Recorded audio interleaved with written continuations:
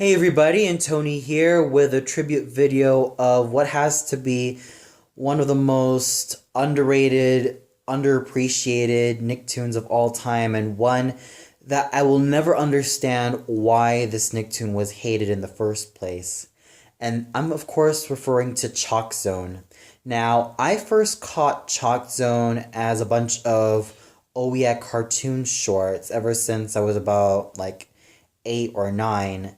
And when I first saw the very first short and heard Rudy Tabooty's voice, and even that of Snap's voice, I was totally, totally enthralled to know that they were voiced by Elizabeth Daily, or E.G. Daily, and Candi Milo, respectively. So that was already a great first impression on the show, not to mention the very colorful animation and the overall whim that the show had to offer. On top of that, it was also the very first shorts that also introduced me to Hynden Walch as a voice actress.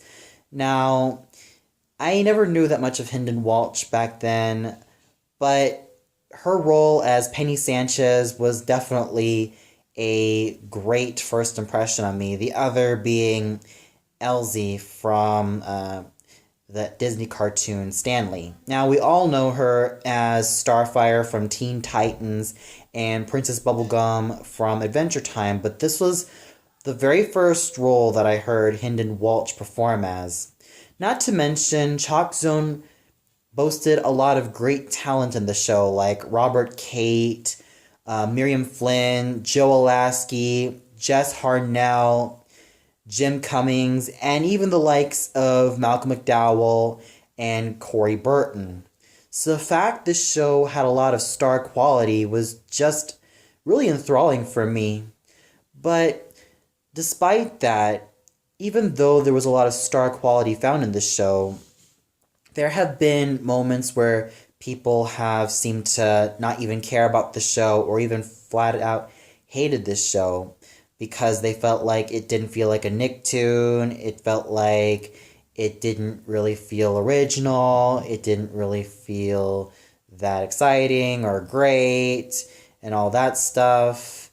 And even though I can tolerate their opinions, it's just that I find myself scratching my head thinking, maybe there are definitely some people that kind of went a little bit too far with their negativity.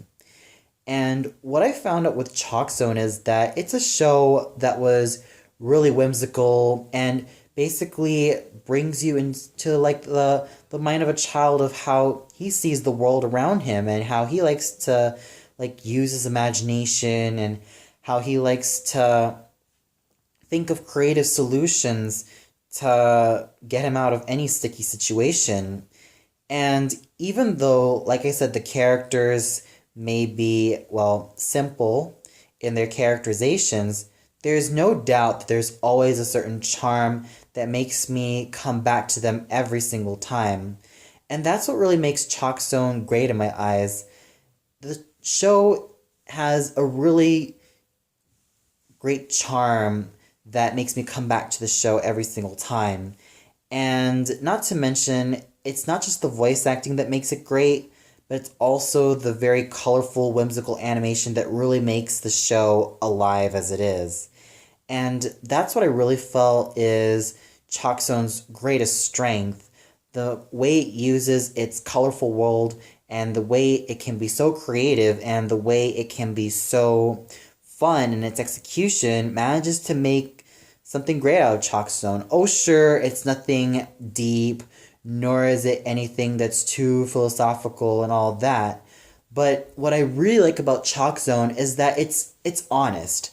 It's a show that's not pretentious. It's a show that really knows how to have fun with its viewers. It's a show that really is enjoyable and one that has a very, very great charm that really makes the show hold up very well for me. Not to mention the music videos that are usually done at the end of the very last episodes and before the credits roll are just pretty much some of the best ones that I've managed to listen to, as they managed to really make me have a huge smile on my face every single time. And they're just so catchy and just so creative in their execution and in terms of what they can do with 2D animation.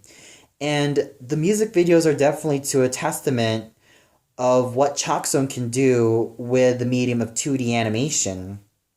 And, well, like I said, the characters are also as equally colorful as well. I mean, they may not be some of the deepest characters that you'll see, but what really makes them great is that they have a sense of charm. What really makes Rudy Tabooty a very great kid character is that he's very innovative, and he's very much someone who really likes to venture the world around him and really likes to come up with fun situations and even knows how to have a solution in his head. And he's never afraid to have help from his friends Penny and Snap. What really makes Penny a great character is that she also uses her book smarts in order to also get themselves out in a sticky situation as well. While Rudy is the artist, Penny basically is book smart and uses logic and science to really help get them out of the situation. That really makes a really great character dynamic between Rudy and Penny, which is also no wonder why people like to pair up Rudy and Penny as a couple. Not to mention you have Snap. Now, when you put Snap in the mix, he definitely has a lot of street smarts as well.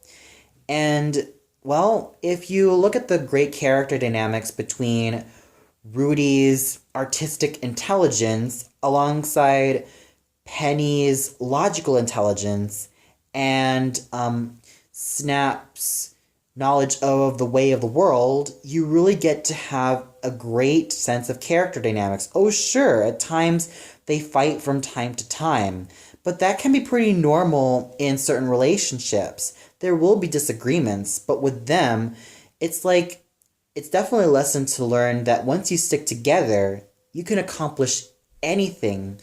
And with Rudy, Penny, and Snap, they really show it really well. And it's not just these three main characters that really prove that statement well, but they also get along with the other characters as well, even though they can be one time. The other characters that they get along with really well are Rap Sheba, and you even have Biclops, and, well, the old lady in the bathtub. They're just a lot of fun characters, very colorful characters that really have great personalities and just have a charm to them that really makes me come back to them every single time. So say what you will about ChalkZone, I will still stand by the fact that this is definitely a show that deserves a second chance. This is a show that I really feel, well, needs a lot more love than already is. It is so up there with the likes of As Told by Ginger, Angry Beavers, Kablam, and even Doug, and even Invader Zim, in terms of shows that really need a lot more love than they already have, even though they do reach a cult status. And with ChalkZone, this is definitely a huge example of a show that I feel really needs a lot more love. And if you haven't checked out ChalkZone already, please do yourself a favor and go check it out.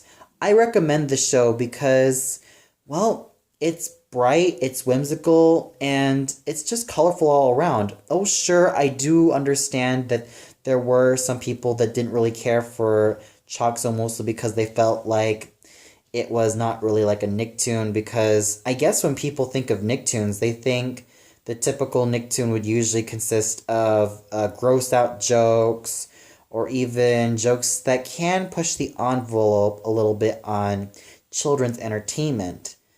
However, there are also some shows that really are relatable and manage to really look at the eyes of a child. And with ChalkZone, it really does have a whim and charm and a certain wit that really makes the show great as it is, and why this also needs to be rediscovered. And I'm sure that once the show is rediscovered, I'm sure it's also going to be loved by a lot of people as well.